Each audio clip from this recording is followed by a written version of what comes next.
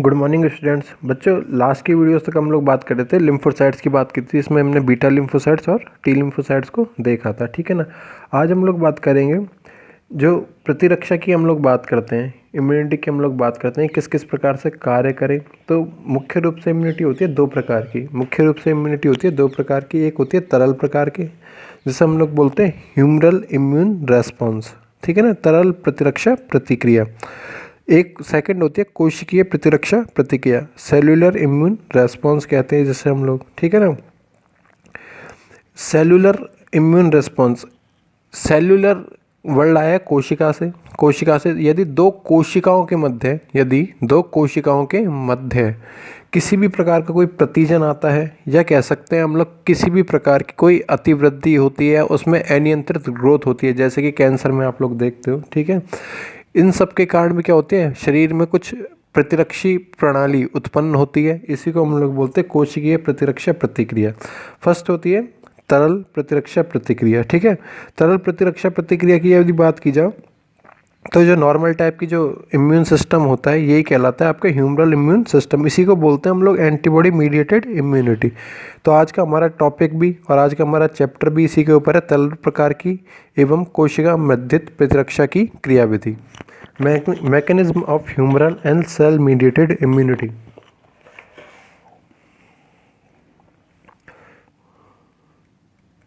तरल प्रकार की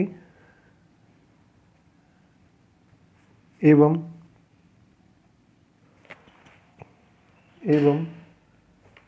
कोशिका मध्यस्थ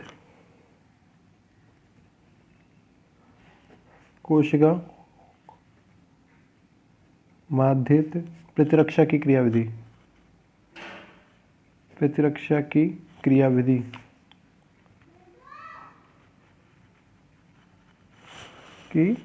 क्रियाविधि, मैकेनिज्म ऑफ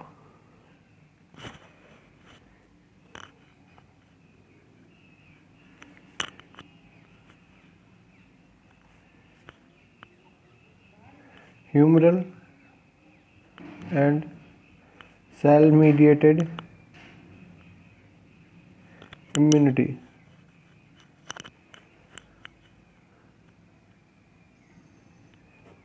ठीक है ना। हमने दो प्रकार की अभी भी मैंने बात की थी। एक तो ह्यूमरल थी, जिसको हमने तरल प्रकार की बोला है, जो कि बेसिक टाइप की होती है। एक होती है सेल मीडिएटेड, जो कि कैंसर कोशिका या किसी भी रोगों से जो शरीर के द्वारा उत्पन्न किए जाए रोग, ठीक है ना। शरीर में अतिवृद्धि के कारण या अनियंत्रित वृद्धि के कारण क्या कुछ रोग उत्पन्न हो, जिनसे रक्षा करे, तो ये कोशिका मध्यस्थ प्रतिरक्षा। तो प्रतिरक्षा प्रतिक्रिया हमने बोला किसे, कोई भी विशिष्ट प्रतिजन है, कोई भी स्पेसिफिक एंटीजन है, जो कि क्या करेगा, बॉडी के बाहर या बॉडी के भीतर की ओर क्या करे, उद्दीपन देने का कार्य करे। और जो जिस पर भी वो कार्य कर रहा है, जिसे हम लोग बोलते हैं पोषक या होस्ट बोलते हैं, ठीक है ना, इसके प्रति क्या करेगा, प्रतिक्रिया प्रदर्शित करेगा। इसी को हम लोग बोलते हैं प्रतिरक्षा प्रतिक्रिया, इम्यूनिटी रेस्पॉन्स कहते हैं, ठीक है ना। तो हम लोग फर्स्ट बात की जाए प्रतिरक्षा प्रतिक्रिया।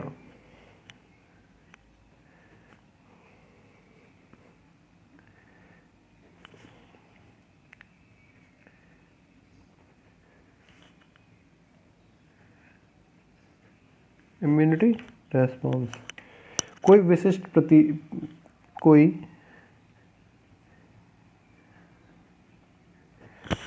प्रतिजन, जब कोई विशिष्ट प्रतिजन जब पोषक की शरीर के बाहर या भीतर, शरीर के बाहर या भीतर उद्दीपन उत्पन्न करता है,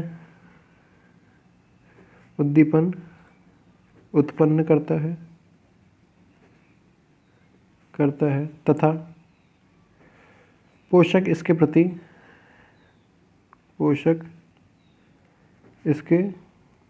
प्रति प्रतिक्रिया प्रदर्शित करता है, प्रतिक्रिया दर्शाता है, प्रतिक्रिया दर्शाता है, तो यह क्रिया, तो यह क्रिया प्रतिरक्षा प्रतिक्रिया, प्रतिरक्षा प्रतिक्रिया, immunity response, immunity response, response कहलाती है, इम्यूनिटी रेस्पॉन्स कहलाती है।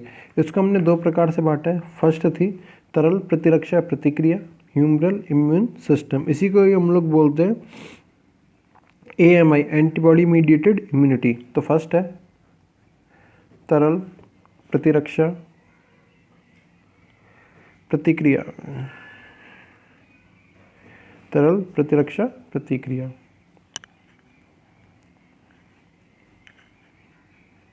ह्यूमरल इम्यून रेस्पॉन्स,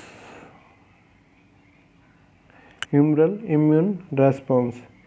इसे प्रतिरक्षी मध्यवर्ती, इसे प्रतिरक्षी मध्यवर्ती, मध्यवर्ती प्रतिक्रिया भी, प्रतिक्रिया भी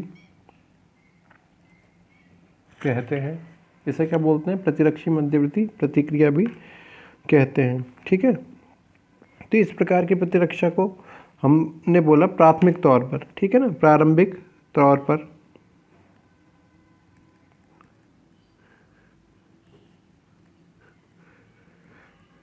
प्रारंभिक तौर पर अधिकतर बाह्य कोशिकीय जीवाणु, अधिकतर बाह्य कोशिकीय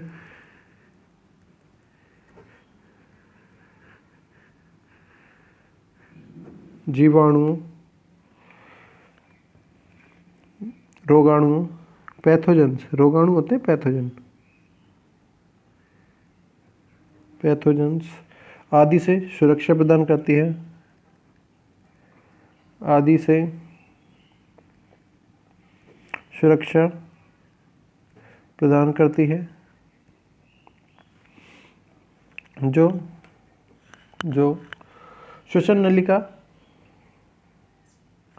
श्वसन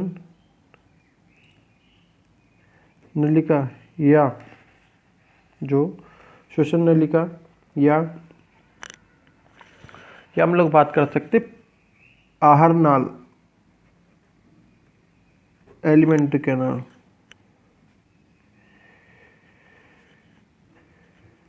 एलिमेंट्री कैनाल से प्रवेश कर संक्रमण उत्पन्न करने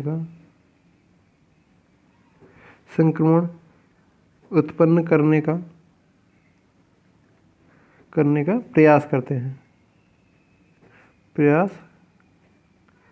हैं। सेकंड नंबर बात करते हैं किसकी? कोशिकीय प्रतिरक्षा प्रतिक्रिया, cellular immune response, cell mediated immunity भी बोलते हैं इसे। कोशिका प्रतिरक्षा प्रतिक्रिया, कोशिका प्रतिरक्षा प्रतिक्रिया, सेल्यूलर इम्यून रेस्पॉन्स, या इसका दूसरा नाम भी है सेल मीडिएटेड इम्यूनिटी, कोशिका मध्यवर्ती प्रतिरक्षा।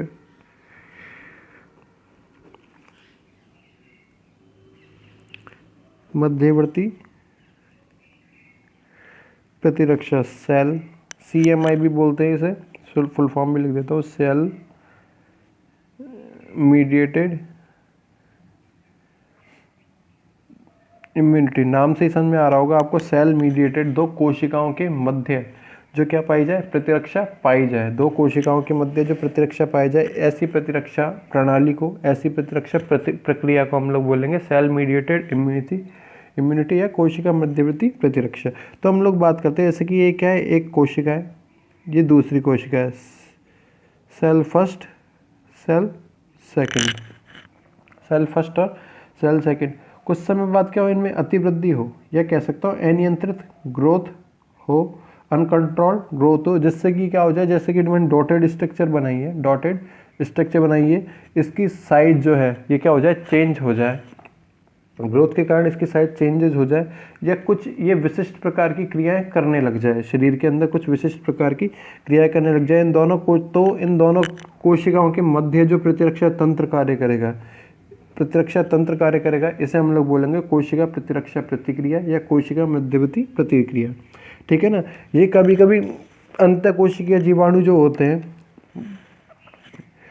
इंटरसेलुलर बैक्टीरियाज जो होते हैं, इस पे भी काम करती है, कुछ फंजाई इस पे भी काम करिए, कुछ कुछ वायरस इस पे भी, ऐसे वायरस जो कि कोशिकाओं के मध्य में अपनी ग्रो करते हैं, उन पे क्या करेगी, काम करेगी।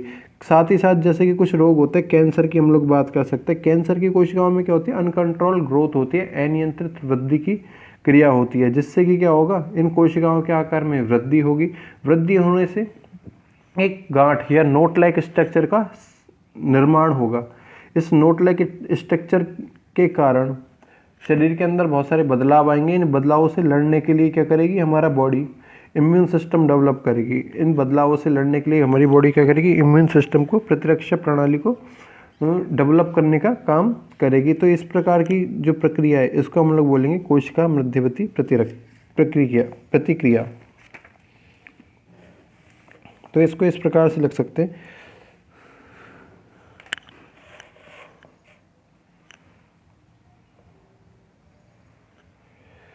कोशिका मध्यवर्ती प्रतिरक्षा, कोशिका मध्यवर्ती प्रतिरक्षा, CMI, सेल मीडिएटेड इम्यूनिटी। ठीक है ना, सेल मीडिएटेड इम्यूनिटी,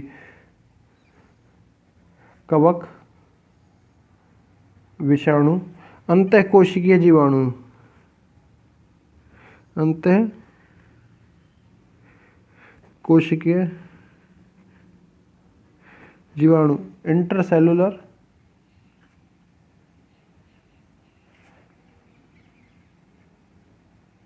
बैक्टीरिया आदि से सुरक्षा प्रदान करती है, सुरक्षा प्रदान करती है, जो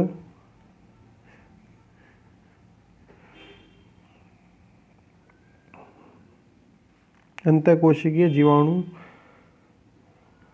से सुरक्षा प्रदान करती है, जो कोशिकाओं के मध्य, जो दो कोशिकाओं के मध्य, और भी इसको थोड़ा रेक्टिफाई करते हैं, दो कोशिकाओं के मध्य वृद्धि करने का कार्य करती है, वृद्धि करने का कार्य करती है। इसके विपरीत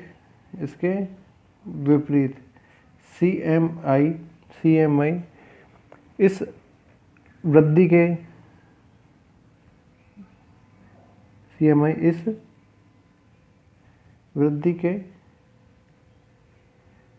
विरोध में प्रतिरक्षा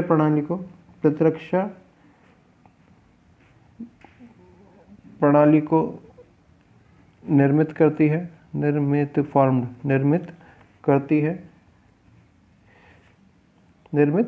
है। ठीक है ना। इसे कोशिका मध्यवर्ती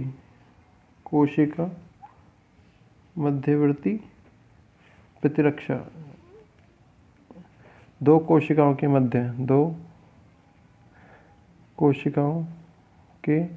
मध्य उत्पन्न प्रतिरक्षा। ठीक है ना, कोशिका मध्यवर्ती प्रतिरक्षा कहते हैं। जैसे कि कैंसर की परिस्थितियों में, कैंसर रोग की परिस्थितियों में, जैसे कि हमने आगे एग्जाम्पल से भी समझ लिया इसको, कैंसर रोग की जो परिस्थितियाँ होती है इसमें क्या करेगी, हमारी जो सेल मीडिएटेड इम्यूनिटी है यही क्या करेगी, आगे काम करेगी। आज के लिए इतना ही, बाकी हम लोग देखेंगे नेक्स्ट वीडियोज़ में। धन्यवाद।